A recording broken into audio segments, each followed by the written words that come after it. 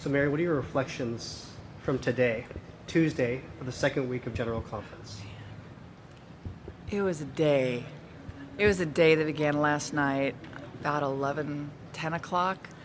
I made the mistake of checking my Twitter feed, and it was blowing totally up with word that a group, including leaders from the denomination and bishops, were brokering an amicable separation. And the Twitters just kept coming and coming and coming, and there were voices on there that were very believable and said, yes, this has happened. I've met with our bishop. He says it's true. It was a very strange night of dreams. Dreamt about General Conference all night long.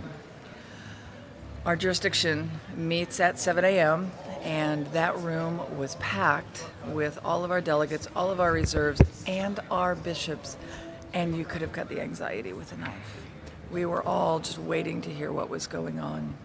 Our bishop spoke, assured us that some of what we heard was true and much of what we heard was rumor, which helped.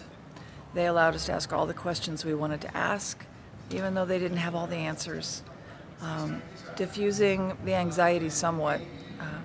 We were assured that the Council of Bishops was working on a statement, and we would hear it as soon as we walked into the plenary statement. The plenary session. We got to plenary. The whole room was on high alert, and we waited, and we waited, because it didn't come. And then finally, we got the statement from Bishop O, which was a lovely statement about the bishops working together and wanting unity, and it didn't say much, and the anxiety didn't really go away. We got down to work and started slowly crafting normal work, but every time there was a break, I would look up and there would be groupings in different parts of the plenary hall, everyone huddled and talking and quiet. We'd come back to work, everybody was polite. We would do little things as if everything was normal, but under it was just this current of something's going on, and where are things coming from and what's going on.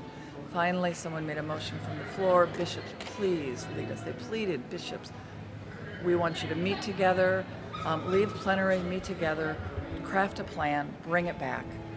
We want it by tomorrow morning, some kind of next step. And they agreed.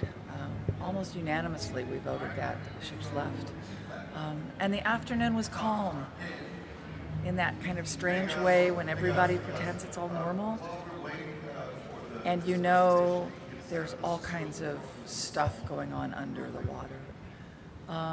So I leave tonight tired and hopeful and anxious, and hoping that we can come together tomorrow in some way that's not just the bishops, but that we rise up in some way to talk about what's going on and to have some way of crafting what does it mean to find any kind of unity when we are so far apart and when some of us don't want it.